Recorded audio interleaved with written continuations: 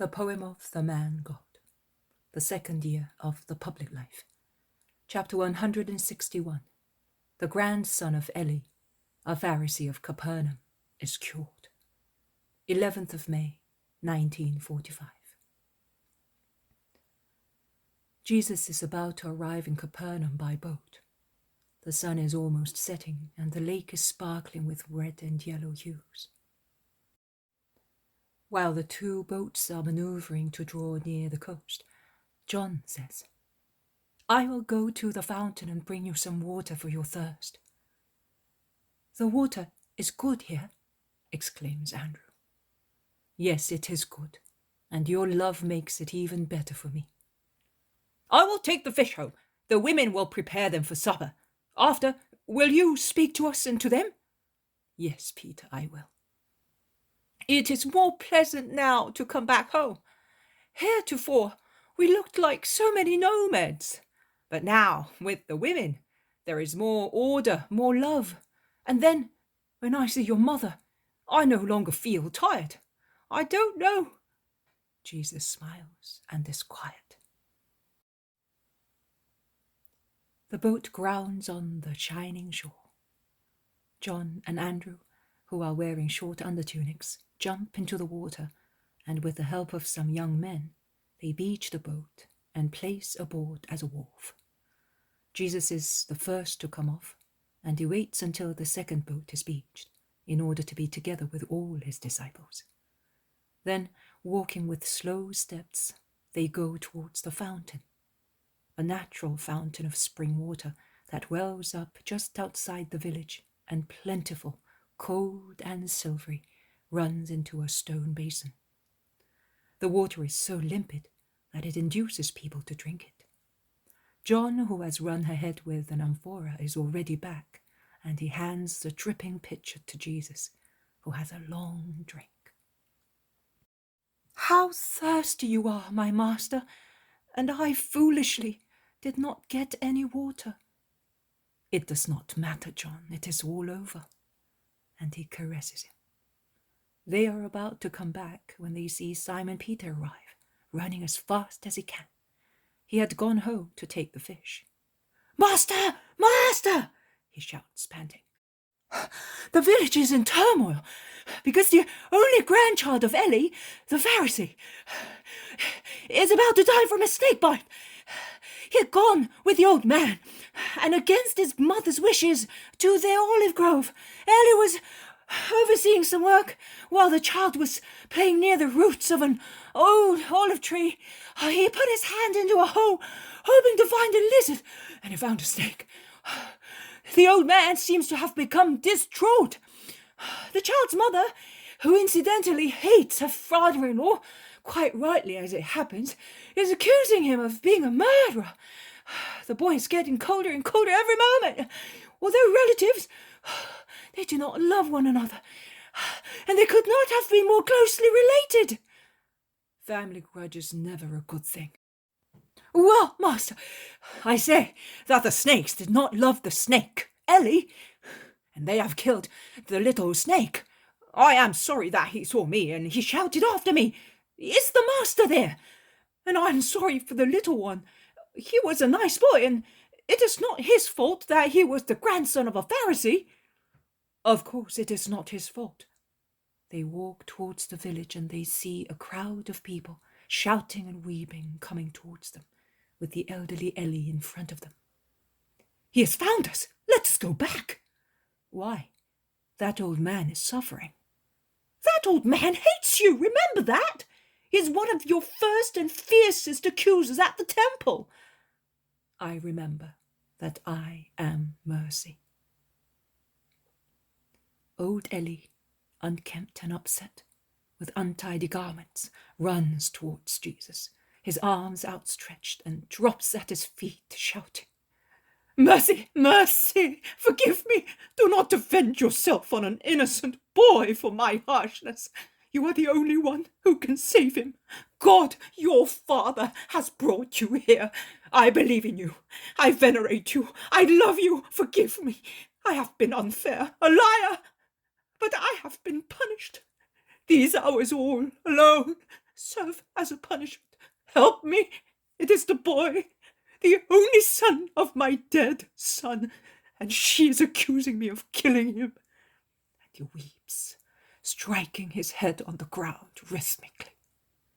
Come on, do not cry like that. Do you want to die without having to look after your grandson anymore? He's dying! He's dying! Perhaps he's already dead. Let me die too. Don't let me live in that empty house. Oh, my sad last days. Ellie, get up and let us go. You are you really coming? But do you know who I am? An unhappy man. Let us go. The old man gets up and says, I will go ahead, but run, be quick. And he goes away very quickly because of the desperation piercing his heart. But Lord, do you think that you will change him? Oh, what a wasted miracle! Let that little snake die. Also, the old man will die broken-hearted, and there will be one less on your way. God has seen to it. Simon, to tell you the truth, you are now the snake. Jesus severely repels Peter, who lowers his head, and he goes on. Near the largest square in Capernaum there is a beautiful house before which the crowds are making a dreadful noise. Jesus turns his steps towards it and is about to arrive when the old man comes out from the wide open door, followed by a ruffled woman who is holding in her arms a little agonizing child. The poison has already paralyzed his organs and death is near. The little wounded hand is hanging down with the mark of the bite at the root of his thumb. Ellie does nothing but shout, Jesus! Jesus! And Jesus, squeezed and overwhelmed by the crowds who hamper his movements, takes the little hand to his mouth, sucks the wound, then breathes on the waxen face and the glassy half-closed eyes. He then straightens himself up. Here, he says, the child will now wake up. Do not frighten him with your expressions which are so upset. He will already be afraid when he remembers the snake. In fact, the boy, whose face colors up, opens his mouth in a big yawn, rubs his eyes, opens them, and is surprised at being among so many people. He then remembers and is about to run away with such a sudden leap that he would have fallen had Jesus not been ready to receive him in his arms. Good, what are you afraid of? Look how beautiful the sun is. Over there is the lake, your house, and your mother and grandfather are here. And the snake? It is no longer here, but I am. You, yes, the child thinks, and then, in the innocent voice of truth, he says, My grandfather used to tell me to say cursed to you, but I will not say it. I love you, I do. I said that? The little one is raving. Do not believe him, master. I have always respected you. As fear passes away, the old nature comes to surface again. Words are and are not of value. I take them for what they are. Goodbye. Goodbye, little one. Goodbye, woman. Goodbye, Ellie. Love one another and love me if you can. Jesus turns round and goes towards the house where he lives. Why, master? Did you not work a striking miracle? You should have ordered the poison to go out of the little one. You should have shown yourself as being God. Instead, you sucked the poison like any poor man. Judas of Capernaum is not very happy. He wanted something sensational. Also, others are of the same opinion. You should have crushed that enemy of yours with your power. You heard him, eh? He became poisonous again at once. His poison is of no importance, but you must consider that if I had done what you wanted me to do, he would have said that I was helped by Beelzebub. His ruined soul can still acknowledge my power as a doctor, but no more. A miracle leads to faith only those who are ready on that way.